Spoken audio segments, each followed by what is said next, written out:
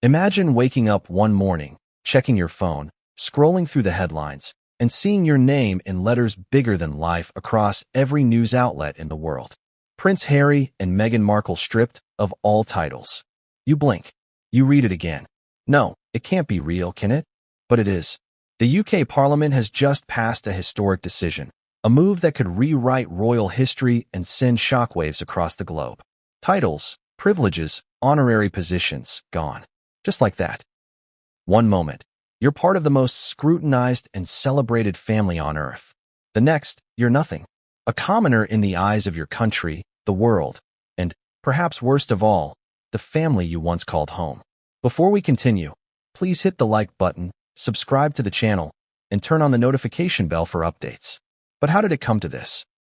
How did the couple who once captured hearts with their fairy tale romance, who charmed audiences from the UK to Hollywood, go from being royalty to, well, something else entirely? And what does it mean for the monarchy, for their legacy, and for every headline-hungry citizen watching this unfold in real time? Today, we're diving deep into a story full of secrets, betrayals, and political drama that the palace hoped would never reach the public eye.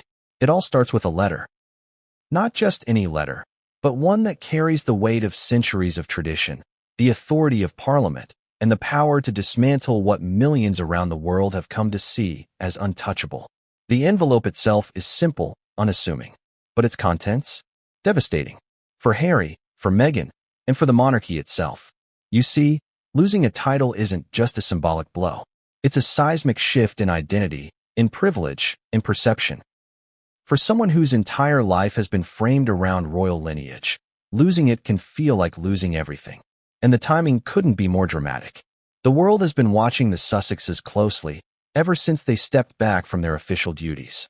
Questions swirled around their motives, their finances, their personal choices. Some cheered them for carving their own path. Others accused them of betrayal. But no one expected Parliament to intervene in such a public and irreversible way. It wasn't just a matter of family drama anymore. It became a question of legality, of governance, and of precedent. Imagine the moment Harry read the notice. Alone in a room, perhaps with Meghan beside him, staring at the official stamp, the formal language that leaves no room for negotiation. Every word crafted to assert power, to remind them of what they have lost, to puncture any illusions of immunity. The impact is immediate. Shock, disbelief, and a creeping dread set in. Because this isn't something that can be appealed like a traffic ticket. This is history in motion. And the repercussions are already rippling across the monarchy, the media, and the public. But the letter is just the beginning. Behind the scenes, the palace had been working tirelessly, negotiating, consulting, and maneuvering through political channels. Advisors whispered in corridors. Lawyers drafted memos. Strategists debated how to present the decision to the public. Every step was calculated. Every move designed to maintain the integrity of the monarchy while ensuring that the Sussexes were legally stripped of their titles. And yet, leaks began to emerge. Tiny cracks in the polished facade that the palace projects to the world. A photo here, a quote there, a whisper from an insider that makes the public hungry for more. And the public responded. Social media erupted. Memes, hashtags, and viral videos flooded every platform. Supporters of the Sussexes cried foul, decrying the move as cruel and politically motivated. Critics applauded the action, calling it overdue accountability. Analysts debated the legality. Historians compared it to centuries of precedent, and ordinary citizens wondered aloud. What does this mean for the future of the monarchy? Could this mark the beginning of a new era where even royals are not untouchable? And what about Meghan? Her reaction, as always, is under intense scrutiny. Some say she maintains her poise, projecting calm control. Others claim the facade hides anger, fear, and a deep sense of betrayal. Every statement she releases, every photo she posts, is dissected. Every word is analyzed for hidden meaning. Because in this environment, where media coverage is relentless and global, the line between personal and public life blurs. And the consequences are magnified. At the heart of this story lies more than just a political decision. It's about identity, family, loyalty, and the brutal reality of public scrutiny. For Harry, who has spent decades balancing personal desire with public duty. This represents a turning point, a forced reckoning with who he is, who he wants to be, and how the world will perceive him. For Meghan, it's a moment that tests her resilience, her public persona, and her ability to navigate a world that seems designed to scrutinize her every move.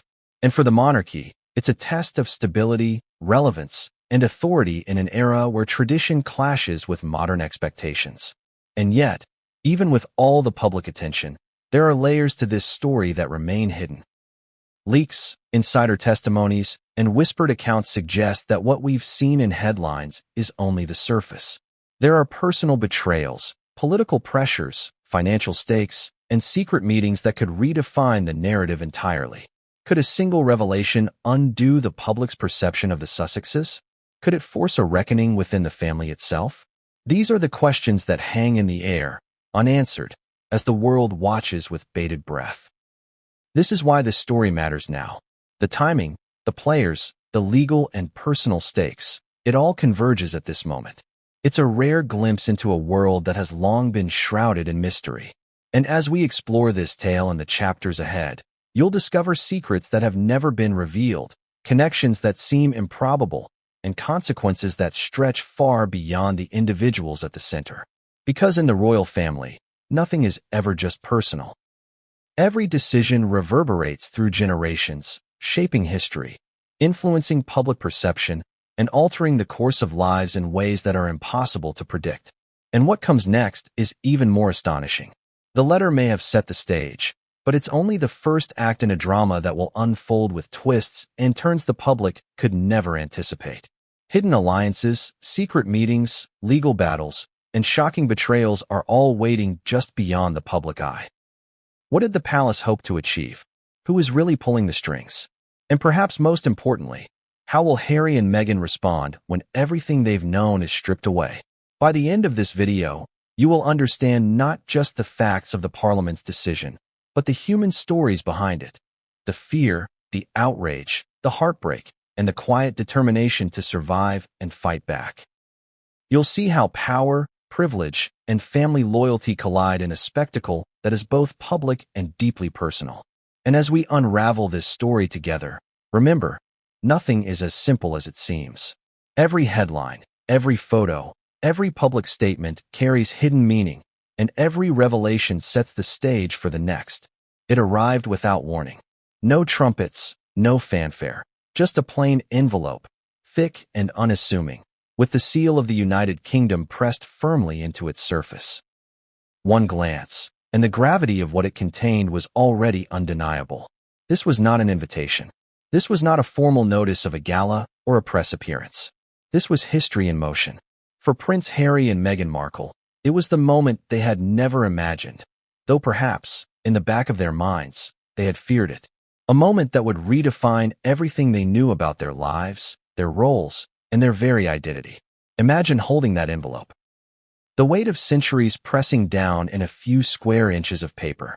Every royal who had come before them, every ceremony, every privilege, every title, suddenly made tangible in the stark words typed inside. You feel your heart pound. You feel the air thicken. And then, you open it. The words inside are unflinching. Parliament's decision is clear.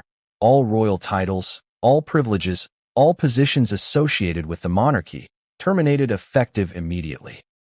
No honorary roles, no ceremonial duties, no public recognition of status beyond that of ordinary citizens.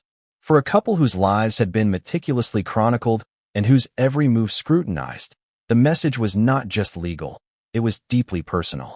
It's easy to underestimate what a royal title truly represents, especially when it's stripped away. To the public, a title might seem symbolic, a fancy addition before a name. But to someone born into the system or married into it, its identity, its protection, its opportunity and influence. Losing it isn't just losing recognition, it's losing a piece of yourself.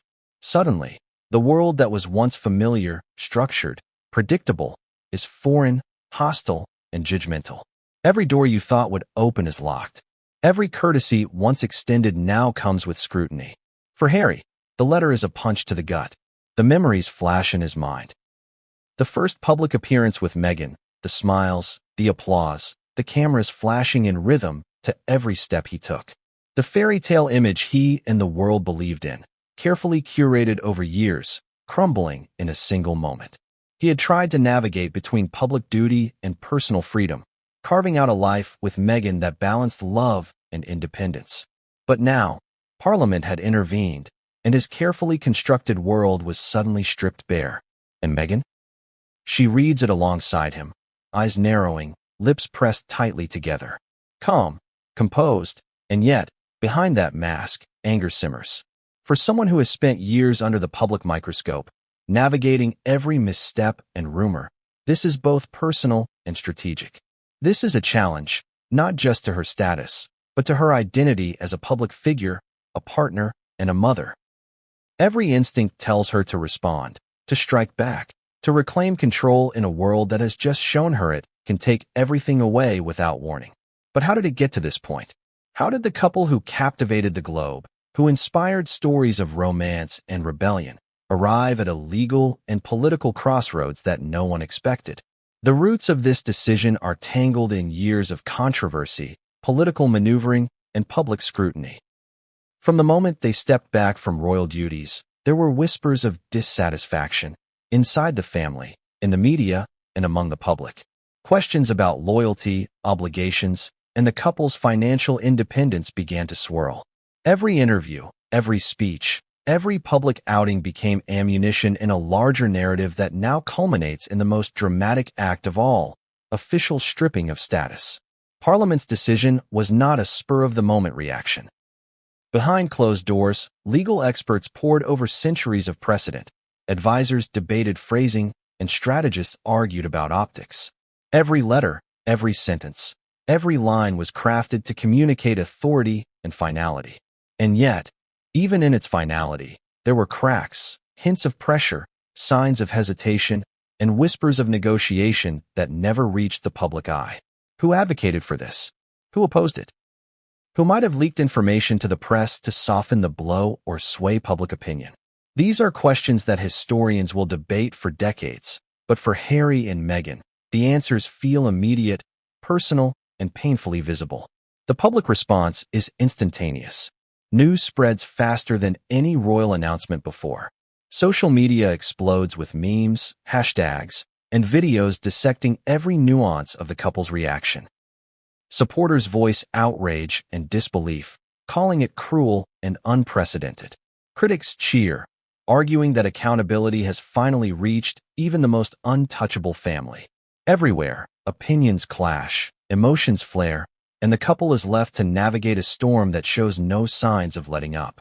And yet, the real story isn't just about titles and privileges. It's about what happens when centuries of tradition collide with modern scrutiny. When identity is challenged on a legal, public, and emotional level. For Harry and Meghan, it's a lesson in vulnerability, power, and survival. It's about facing a world that seems determined to define you before you can define yourself. And it's about understanding that no one, no matter how famous, how connected, or how influential, can escape the consequences of a decision made in the hallowed halls of government. There are also whispers of secrets hidden in the letter. References to privileges revoked that the public may never fully understand. Perhaps positions of influence quietly terminated. Perhaps ceremonial roles erased that were considered untouchable. Perhaps privileges tied to security, travel, or finances that were quietly retracted. The implications are staggering, and the full consequences are only beginning to unfold. Every royal historian, political analyst, and gossip columnist is left speculating. What else is being taken from them behind the scenes? For the couple, the moment is transformative. Harry, often the more private of the two, must process not just public humiliation, but also the reality of family and political judgment. Meghan, accustomed to media scrutiny and public debate, must reconcile her public image with the private pain of a life suddenly stripped of recognition. Their future together, once framed as a fairy tale rebellion, now faces legal, emotional, and social trials of unprecedented scale. And for the monarchy, the message is clear. Even the most celebrated and scrutinized royals are not immune. Parliament, and by extension the crown, has demonstrated that tradition does not guarantee protection. Power, it seems, comes with limits, and when those limits are tested, history can be rewritten. The reverberations are profound. Not just for Harry and Meghan, but for the family as a whole, for the monarchy's reputation, and for the world watching every move. Even with all this, the public is left craving more. What exactly did the letter say? How did Harry respond in those first moments? Did Meghan have a strategy immediately, or did the shock render them both speechless? What internal conversations took place? What private negotiations, what secret messages, what late-night calls occurred to manage the fallout? These questions hang in the air, unanswered, as the couple grapples with a reality few could have imagined. And yet, despite the shock, the story is far from over. The letter is a catalyst, a trigger that sets in motion events that will challenge relationships, test loyalties, and expose secrets that have long been hidden from public view. One letter, one decision, can alter centuries of tradition. One envelope can change the trajectory of lives and legacies. And the full impact? It's just beginning. It will test the monarchy. It will test public perception. And it will test history itself.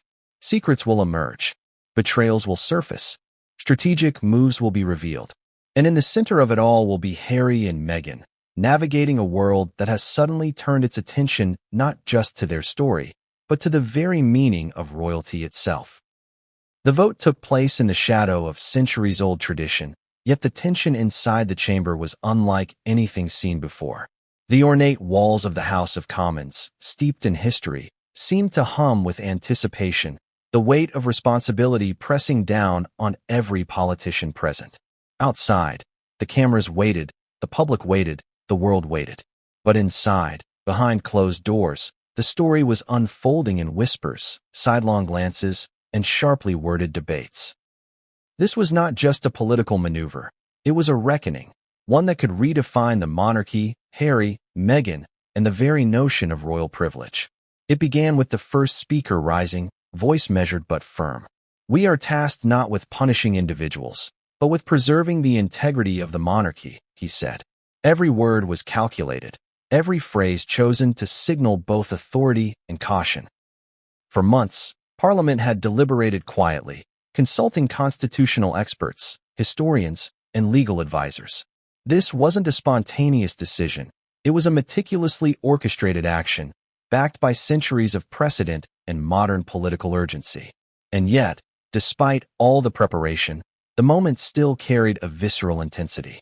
The debate revealed fissures that no public statement could ever convey.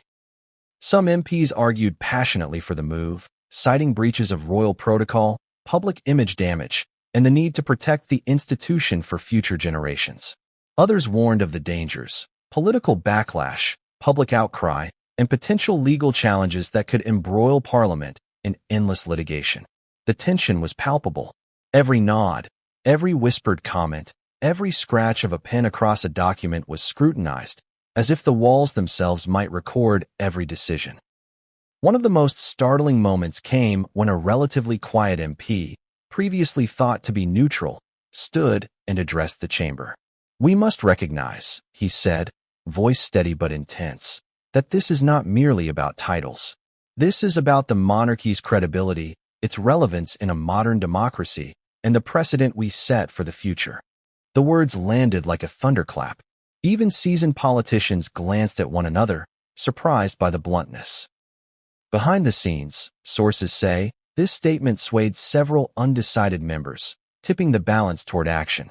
But the decision was not unanimous. Reports later leaked that several MPs had reservations, quietly expressing concerns over the personal impact on Harry and Meghan. Some worried about international backlash. Others feared that stripping the couple of titles would ignite an even greater media frenzy.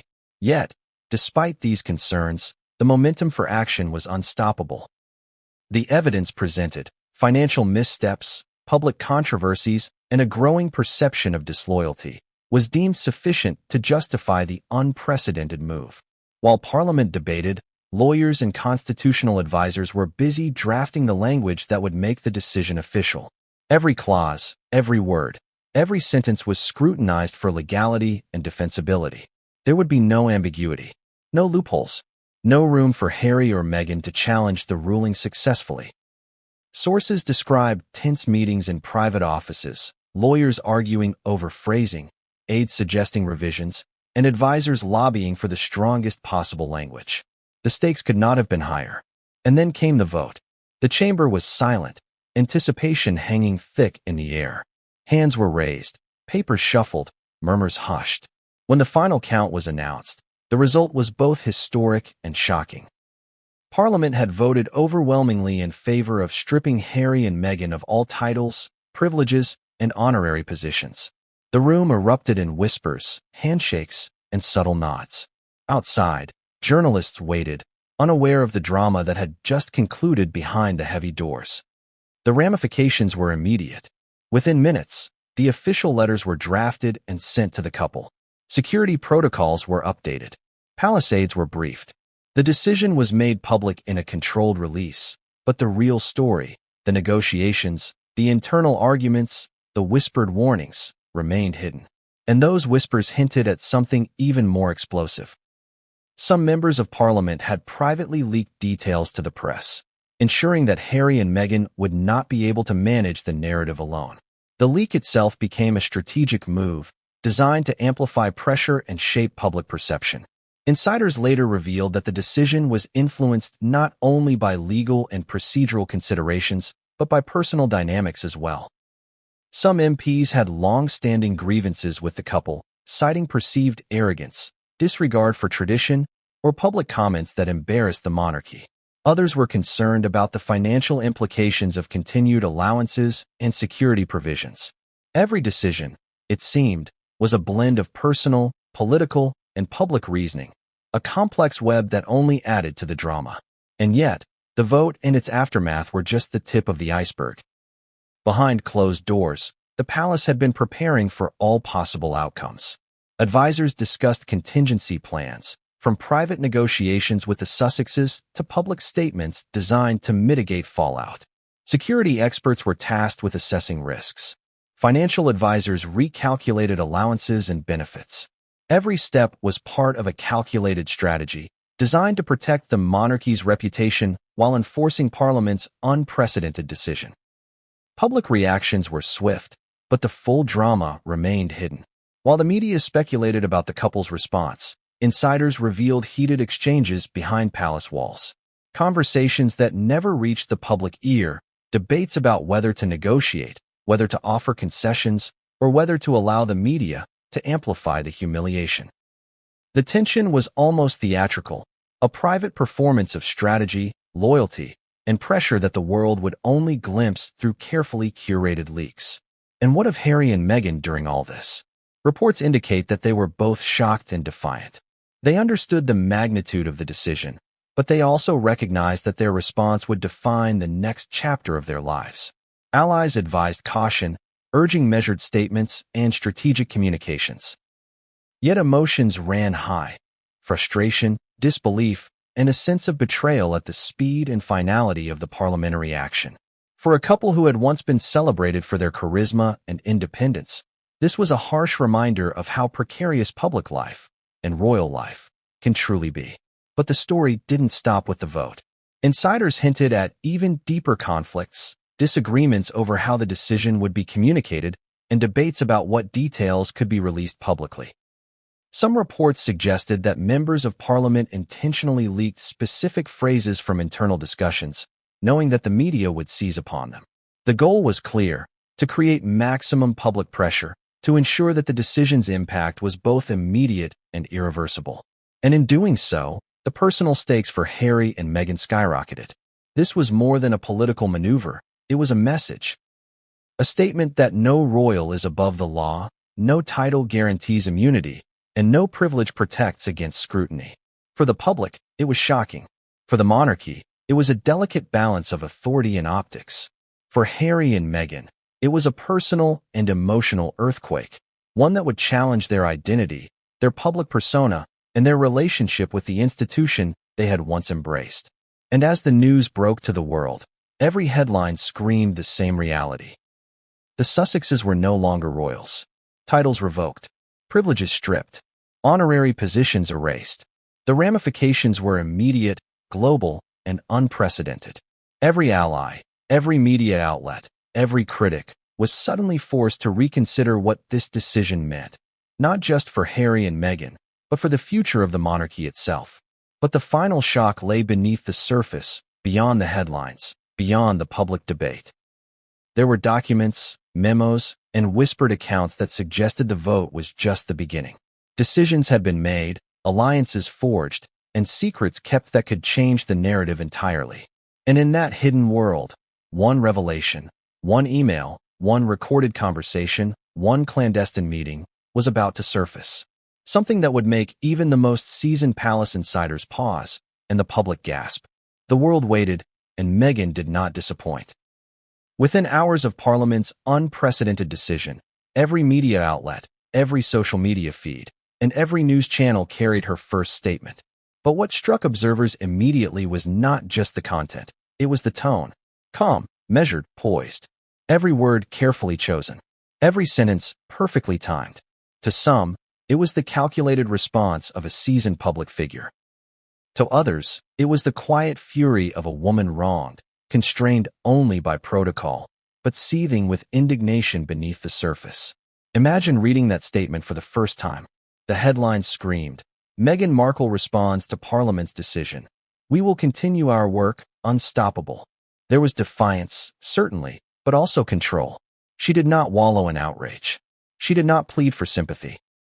She projected composure, authority, and a sense of inevitability, as though saying, titles may be gone, but our purpose remains.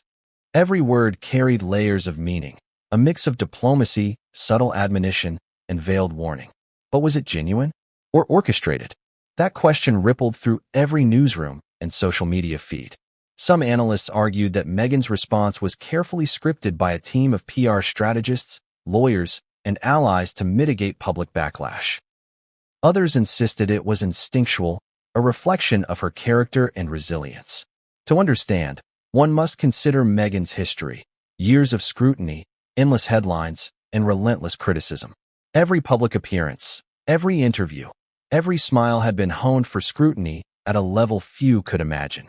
She understood how words could shape narratives, influence perception, and control the conversation. Behind the statement, sources suggest, was a flurry of activity. Legal advisors vetted every phrase. Strategists timed the release to coincide with global media cycles. Allies in Hollywood and beyond were consulted, ensuring that her response would resonate not only in the United Kingdom, but across the international stage. In other words, this was not just a statement. It was a chess move, calculated and deliberate, with consequences designed to ripple across audiences worldwide. Yet, beneath the polished surface, there were hints of raw emotion. Those close to Meghan reported a mixture of disbelief, frustration, and quiet anger. For someone who had invested her life into public service, philanthropy, and family, the stripping of titles was not merely a symbolic loss. It was personal. It was the invalidation of years of commitment, of public appearances, of charitable work done under a title that suddenly no longer existed. The emotional weight of that reality cannot be overstated. Public reaction to her statement was, predictably, divided. Social media erupted. Supporters hailed her as a model of composure, resilience, and strength under fire. Critics accused her of deflection, of playing the victim, of orchestrating a narrative to reclaim attention. News outlets dissected every word, analyzing her choice of verbs, adjectives, and even punctuation. Every nuance was read as intentional, a signal, a strategy, a calculated move in the chess game of public perception. And then there were the leaks, not from Meghan herself, but from sources close to the palace. Accounts emerged suggesting that some family members viewed her response as provocative, even confrontational. Private communications hinted at whispered disagreements over tone, timing, and the broader implications for family unity. What the public saw as a composed, articulate statement was, behind the scenes, the product of negotiation, counsel, and tension, a perfect storm of strategy and emotion. But Meghan's public response was more than just words. It was a signal, a test, a declaration of independence. She did not appeal for sympathy. She did not request intervention. She simply asserted agency. "We will continue our work," she wrote. "Titles do not define us. Our purpose remains." Those words carried weight beyond the personal. They challenged the narrative of Parliament's decision itself. They implied that the Sussexes, stripped of privilege, were still actors in a world they could shape, voices that could not be silenced. The choice to respond publicly rather than privately is telling. In the royal tradition, moments of conflict and tension are often handled behind closed doors, with discretion and silence. Meghan's approach was the opposite, transparent, assertive, and immediate. She understood that in the age of social media, the narrative is not just controlled by institutions. It's controlled by attention, timing, and perception. And by speaking directly to the public, she bypassed traditional gatekeepers, asserting authority in a space where monarchy and celebrity intersect. Yet there is irony in the strategy. By responding, she invited more scrutiny, more speculation, and more media frenzy. Every analyst, commentator, and influencer weighed in, each adding layers of interpretation, bias, and conjecture. Some saw her as a calculated operator, others as a woman cornered by circumstance. But perhaps that was the point, to provoke thought, debate, and engagement. To remind the world that even without titles, the Sussexes remained powerful figures in the public consciousness.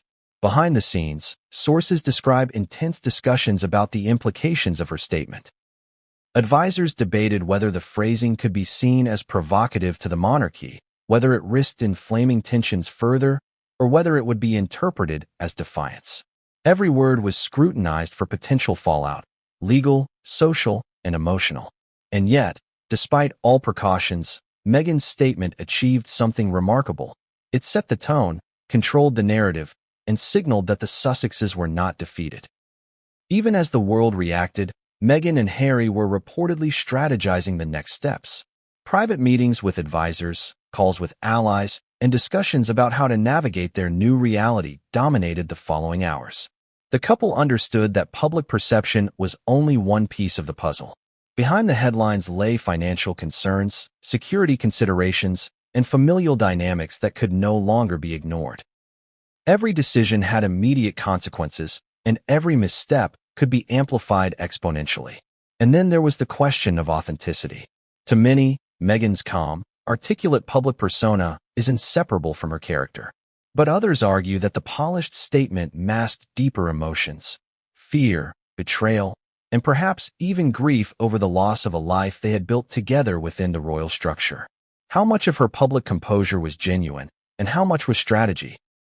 The line between persona and reality blurred, leaving observers to speculate endlessly, while the Sussexes quietly navigated the storm.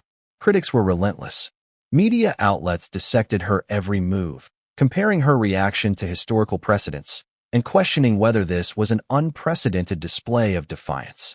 Supporters countered, emphasizing the strength, resilience, and poise required to face such public scrutiny. But in both camps, one truth became apparent. Meghan's response had shifted the narrative. The story was no longer just about the loss of titles. It was about power, perception, and the ability to define oneself even when institutions attempt to do the opposite. And yet, even as she addressed the world, Meghan knew that the battle was far from over. Public statements can influence perception, but they cannot rewrite legal decisions, family dynamics, or historical precedent. She had spoken, but the consequences of Parliament's vote, the palace's strategy, and the media's relentless focus remained pressing realities. Allies whispered, advisors cautioned, and opponents watched eagerly for any sign of weakness or misstep. Every word mattered, every gesture counted, and every decision carried weight far beyond what most people could imagine. The Sussexes' calculated public response was, in many ways, a declaration of survival. They may have lost titles and privileges, but they had not lost agency. By speaking directly to the world, Meghan demonstrated that influence, reputation, and narrative control do not reside solely in formal status. They reside in visibility, voice, and strategy. For a couple long maligned, misunderstood, and scrutinized, this was not just a statement. It was a warning. They would not be erased, they would not be silenced, and they were far from finished. But the full impact of that response, both on the monarchy and the public, had yet to unfold. Behind the scenes, tensions simmered. Family dynamics strained. Political allies calculated their next moves, and the media hunted for every potential crack in the armor. And in the midst of it all, one question loomed large. What would the palace do next? Would they respond, retaliate, or simply wait? When the dust settled after Parliament's historic decision, Harry found himself facing a reality that no title, no privilege, and no legacy could soften. The world saw a prince stripped of his status, a man seemingly vulnerable to the whims of both family and government. But behind closed doors, Harry was far from alone. Allies, confidants, and secret supporters emerged from the shadows, each playing a role in helping him navigate the unprecedented storm. Who were these hidden figures, and how much influence could they exert in a situation where centuries of tradition were colliding with modern scrutiny? The first, and perhaps most crucial layer of support came from within the Sussexes' inner circle. Friends, advisors, and longtime confidants, some known publicly, others operating entirely in the shadows, began reaching out immediately. Some provided legal counsel, meticulously analyzing Parliament's ruling and identifying potential challenges or loopholes. Others offered strategic advice, helping Harry and Meghan craft public responses without inflaming tensions further. A few were simply present for moral support, a steadying hand in a time of chaos and uncertainty. These individuals were more than advisors. They were lifelines in a world that suddenly seemed hostile on all sides. Consider the role of those closest to Harry in private life. Friends from his military career, trusted aides, and even select members of his previous staff became unexpected pillars of guidance. These are people who had known him before titles, before public scrutiny, before relentless media coverage. Their loyalty was personal, rooted in history and shared experience rather than protocol or status. Sources suggest that some of these confidants even coordinated behind-the-scenes meetings, helping Harry assess the political landscape, anticipate media reactions, and consider his next moves with precision. But support didn't stop at the personal level. Influential figures in Hollywood, business, and philanthropy quietly reached out to offer guidance and resources. Some of these individuals had been allies for years, collaborating with Harry and Meghan on charitable initiatives, media projects, and advocacy campaigns. Others were new players, drawn in by the gravity of the situation and the potential global implications.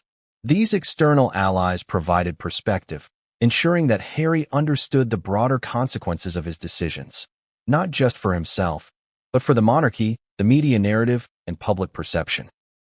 One source revealed that a particularly high-profile Hollywood contact offered not only advice, but strategic leverage, helping Harry and Meghan navigate complex public relations challenges. The suggestion was subtle but powerful: maintain composure publicly, engage selectively with media, and ensure that every statement, every gesture reinforced agency, resilience, and intent. In other words, even without royal titles, they could still shape the narrative, and perhaps even turn a seemingly devastating setback into an opportunity. Yet there were tensions within these networks of support. Not everyone agreed on the best path forward. Some advisors urged caution, warning that any misstep could provoke further backlash or deepen public scrutiny. Others encouraged a more aggressive stance, suggesting that Harry confront the situation head-on, challenge public perception, and assert his independence unapologetically. These conflicting strategies created a high-stakes environment, where every decision carried potential consequences far beyond the immediate moment. Family dynamics complicated matters further.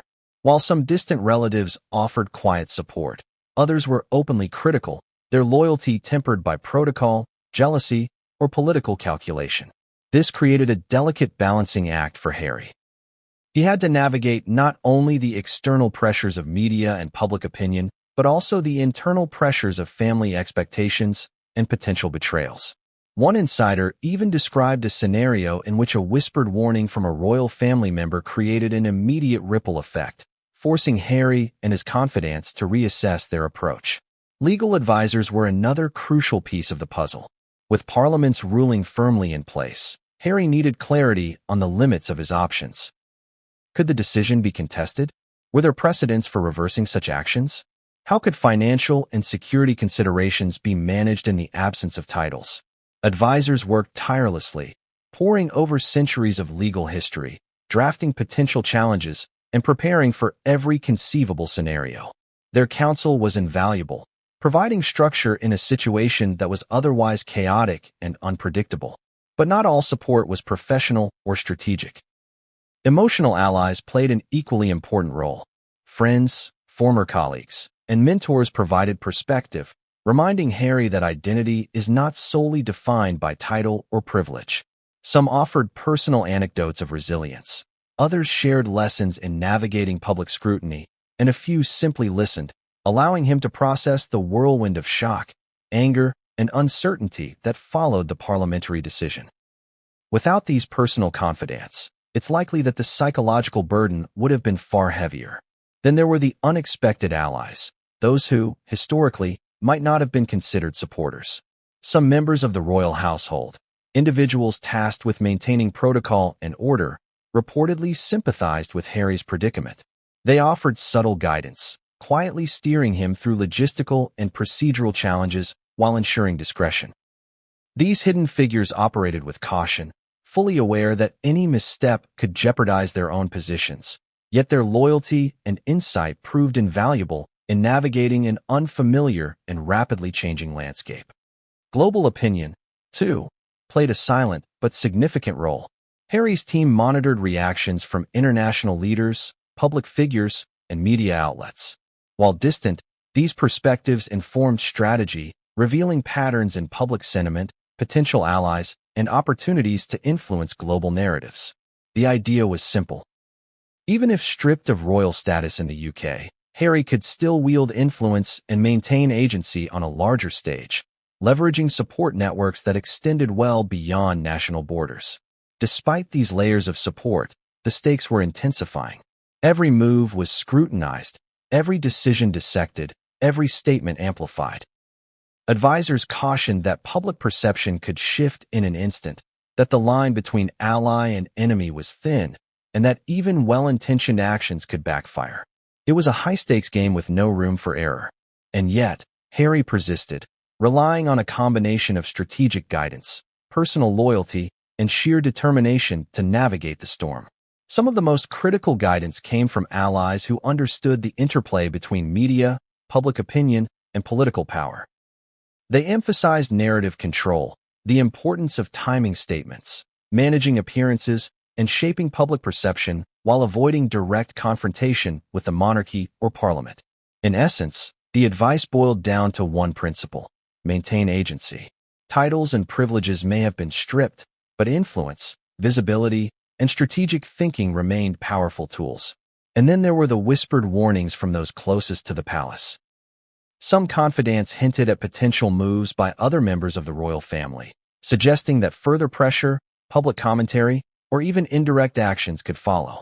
These warnings were unsettling but necessary, offering Harry insight into the broader implications of his choices.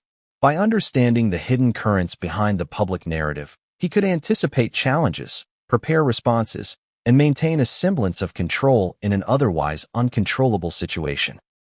Throughout all of this, Harry's reliance on his hidden network was as much emotional as it was strategic. Facing the loss of identity, privilege, and status, he leaned on trusted allies not only for guidance, but for reassurance.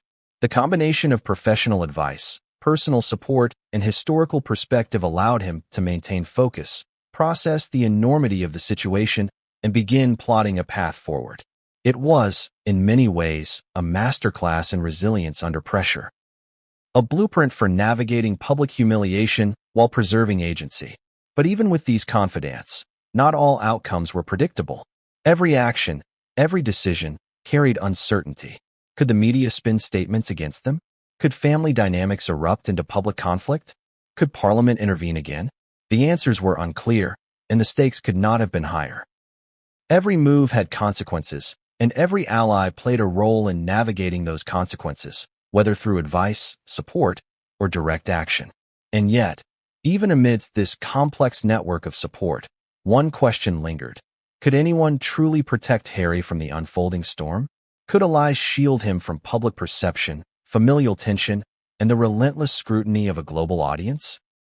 Or was this a trial that would test every facet of his character, forcing him to confront the realities of life beyond titles and privilege? Titles and privileges carry power, but they also carry access. Access to wealth, resources, and opportunities that most people can only imagine. For Prince Harry and Meghan Markle, losing their royal titles meant more than a symbolic blow. It triggered an immediate and cascading financial reality that threatened to reshape every aspect of their lives. What had once been guaranteed income, perks, and allowances became uncertain. What had once been security, stability, and prestige suddenly required strategic reassessment. It started with the most obvious implications, their official allowances. As working royals, Harry and Meghan received a combination of public funding and private support from the Crown. These funds covered security, staff, travel, and operational expenses, allowing them to maintain a lifestyle commensurate with their rank. Once Parliament's rulings stripped them of titles and roles, this financial lifeline evaporated. Suddenly, they were confronted with the harsh reality that independence in status often comes with the price of independence in finance. Security costs alone were staggering. The Sussexes' lives had been under threat from the moment they entered the public eye, necessitating a level of protection few could fathom. Royal security is not just about guards outside your home. It's about constant surveillance, armored vehicles, intelligence briefings, and trained personnel capable of responding to threats 24/7. With their titles revoked, who would cover these costs? Parliament's ruling did not mandate continued royal security for individuals who no longer held official positions. This meant Harry and Meghan either had to find private funding or risk reduced protection. Their private investments and earnings were another critical factor. Harry and Meghan had spent years building a public brand, working with charitable organizations, and negotiating media deals. Yet even here, the removal of royal status created complications. Contracts tied to their position as royals could be jeopardized. Endorsements that leveraged their official status might face scrutiny or be withdrawn. And any income derived from ventures that depended on royal legitimacy now risked public backlash or legal challenge. In essence, the removal of titles introduced both immediate financial risk and long-term uncertainty for every asset they controlled. Consider the mental and emotional toll of this sudden reality. The couple had carefully cultivated a lifestyle based on their roles within the monarchy. From charitable foundations to private residences, from staff salaries to lifestyle expectations, everything had been built on the assumption that their official status was secure. To see that security evaporate overnight was not just a logistical problem, it was deeply personal. Every decision, from housing to philanthropy, suddenly required reconsideration in light of a financial landscape that had fundamentally shifted. Then there were media deals and creative ventures. Meghan's previous projects, including film appearances and endorsements, had occasionally drawn criticism for leveraging royal associations. With titles removed, these projects became even more scrutinized. Media executives, investors, and collaborators had to reassess their financial exposure. Questions arose. Would associations with former royals harm a brand? Or would the intrigue surrounding Harry and Meghan create opportunities for even greater revenue? The answer was uncertain, and each decision carried both risk and reward. Financial advisors within their network reportedly worked around the clock to assess these vulnerabilities. Every expense, investment, and potential contract was examined for risk and opportunity. Lawyers analyzed contracts, checking for clauses that could be triggered by the loss of royal status. Strategists calculated the potential fallout from public perception, assessing whether audiences would support ventures associated with ex-royals or perceive them as opportunistic. It was, in short, a full-scale financial trioff. Meanwhile, philanthropic commitments added additional complexity. Harry and Meghan had long maintained charitable initiatives that, while noble in intent, were financially intertwined with their royal identity. Donors, sponsors, and partners often contributed under the understanding that their involvement was linked to official royal backing. Without that backing, questions arose. Would support continue? Would projects lose credibility or funding? Could charitable work survive the transition from royal patronage to independent initiative? These concerns created a high-stakes balancing act between maintaining integrity and sustaining financial viability. And then there were the living costs. Residing in the U.S., where they had relocated following their exit from official duties, brought its own financial pressures. Private security, high-profile housing, international travel, and staff salaries all came with enormous price tags. With the loss of royal funding, Harry and Meghan needed to reconfigure their financial approach, potentially tapping into personal assets or new income streams to maintain safety and lifestyle standards. The reality was stark. Independence comes at a cost, and this cost was suddenly very real. Public perception further complicated financial matters. Every move, every property acquisition, every media contract was now subject to scrutiny not only for financial prudence, but also for optics. A lavish purchase could trigger public outrage. A misstep in negotiation could be portrayed as opportunism. The Sussexes had to navigate a minefield of financial and reputational risk, balancing necessary expenditures with the need to maintain credibility and public support. Every decision carried a dual weight, monetary and symbolic. Adding another layer of complexity were potential legal ramifications. Stripping of titles can trigger contractual clauses, inheritance implications, and security obligations that are intertwined with official status. Lawyers reportedly explored every avenue, from potential appeals to renegotiations of agreements, seeking ways to protect financial stability while complying with the new reality. Some advisors even suggested alternative revenue streams, including media deals and speaking engagements, to offset losses and ensure long-term sustainability. Sources hint at one particularly tense moment during this period. Financial advisors presented Harry and Meghan with projections showing a significant reduction in income and increased expenditure due to private security and operational needs. The couple reportedly spent hours discussing strategy, weighing public perception against necessity, and considering how to maintain autonomy without alienating supporters or provoking further backlash. It was a sobering realization. Independence was not free, and survival in the public eye required more than titles. It demanded strategy, resilience, and calculated risk. Yet, despite the challenges, there were opportunities hidden within the crisis. Removing royal privileges forced Harry and Meghan to redefine their financial approach, potentially freeing them from constraints and expectations tied to official duties. They could pursue entrepreneurial ventures, media projects, and philanthropic initiatives without the restrictions imposed on working royals. They could craft an identity and a legacy independent of title, rooted in impact, influence, and agency rather than ceremonial status. At the same time, the financial fallout revealed cracks in the palace's planning. While Parliament had acted decisively, some analysts argued that the decision had unintended consequences, including increased global attention, scrutiny, and sympathy for the couple. Critics of the monarchy suggested that by stripping Harry and Meghan of titles, the institution had created a dramatic narrative that would drive public fascination, media attention, and even future revenue for projects associated with the ex-royals. In essence, the financial fallout was not only about loss, it was also about exposure, opportunity, and potential strategic leverage. Ultimately, the loss of titles and privileges forced Harry and Meghan to confront a truth many people never experience: the fragility of status. Wealth, access, and opportunity, no matter how extensive, can vanish in a moment when legal or political authority intervenes. Titles and privileges are more than symbolic. They are enablers of lifestyle, influence, and power. Without them, every decision must be weighed, every action calculated, and every move carefully considered. It is a harsh lesson in independence, resilience, and the raw realities of public life.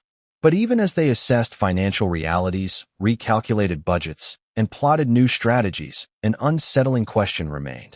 Could they survive the public, familial, and political scrutiny without the protective shield of royal status?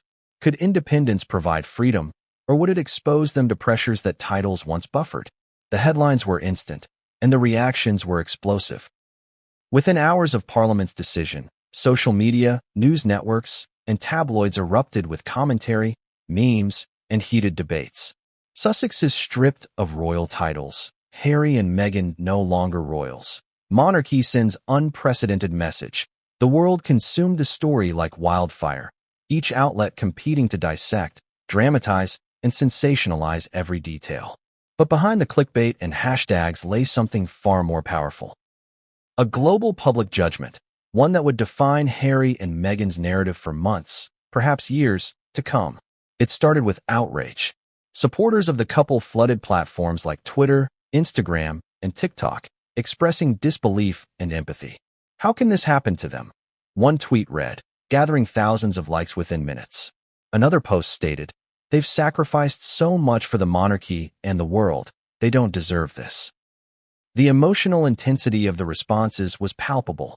To many, Harry and Meghan were victims, targeted by a centuries-old institution clinging to tradition and privilege, punished for stepping out of line.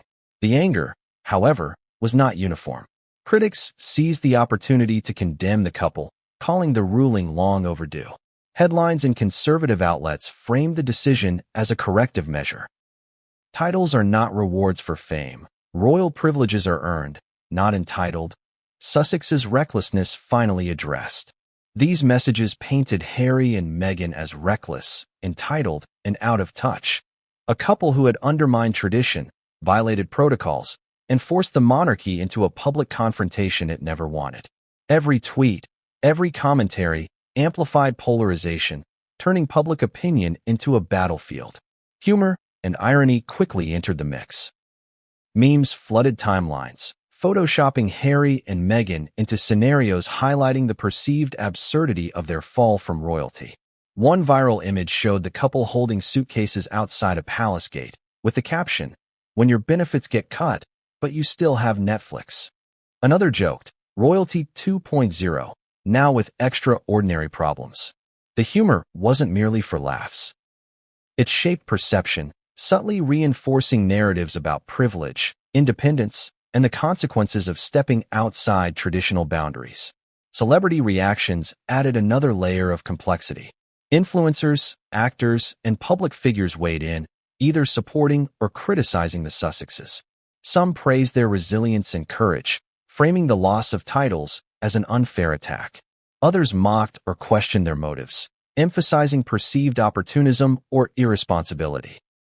Each high-profile statement fueled media coverage, ensuring that Harry and Meghan remained the focus of global attention while intensifying public debate. Traditional news outlets joined the frenzy, combining investigative reporting with dramatic commentary. Analysts dissected Parliament's vote, speculated on palace responses, and predicted potential repercussions for the monarchy. Experts debated whether the move could influence other royals, trigger legal challenges, or even shift public trust in the institution itself. The coverage was relentless, leaving little room for nuance, but providing an ongoing narrative that framed Harry and Meghan's loss of status as both historic and controversial. Social media metrics skyrocketed. Hashtags related to the story trended globally, and engagement levels reached unprecedented highs. Every tweet, post, or article about the Sussexes sparked debates in comment sections, group chats, and live streams. Supporters debated critics, international audiences weighed in, and viral clips circulated at lightning speed. The frenzy created a feedback loop. Public reaction drove media coverage, which in turn drove further public reaction, amplifying the intensity of the story. But the public frenzy wasn't just digital. Street-level discussions, workplace chatter, and family conversations reflected the same polarized reactions. Cafes, offices, and community centers buzzed with debates over the legitimacy of Parliament's decision, the fairness of the ruling, and the morality of stripping someone of centuries-old privileges. People who had never followed royal affairs closely suddenly found themselves engrossed in the story, choosing sides, and forming opinions about events that traditionally belonged behind palace walls. The international reaction added a new dimension. Outlets in the United States, Europe, and Asia covered the story extensively, analyzing cultural implications, political contexts, and global sentiment. Comparisons were drawn to other monarchies, highlighting the rarity of such a public and decisive action. Some commentators suggested that the move could signal a shift in how royals worldwide are held accountable, while others argued that it risked alienating public support and undermining the mystique of monarchy. The decision had become more than a domestic political maneuver. It was now a global spectacle. Amid this public and media frenzy, a psychological pressure point emerged. Perception. For Harry and Meghan, every action, appearance, and statement would be scrutinized through the lens of the story's narrative.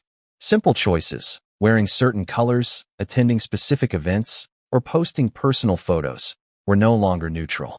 They carried symbolic weight, potentially reinforcing or contradicting public perception. Advisors reportedly spent hours analyzing optics, anticipating reactions, and preparing for backlash. In the age of viral media, perception could be more powerful than reality, and the couple's response, measured though it was, only fueled further speculation. Each calm statement, each poised public appearance, was interpreted through multiple lenses. Supporters saw strength and resilience. Critics saw arrogance or detachment. The frenzy created a high-stakes environment in which every word, gesture, or photo could shift public opinion in unexpected ways. The global court of opinion had convened, and Harry and Meghan were at its center. Yet, beneath the outrage and spectacle, a more subtle dynamic was at play. The frenzy exposed cracks in public loyalty and demonstrated how perception, media amplification, and political decisions intersect. It revealed the fragility of reputation, showing how even a couple once universally celebrated could become polarizing figures overnight. For the monarchy, it was a cautionary tale. The public's reaction is not predictable.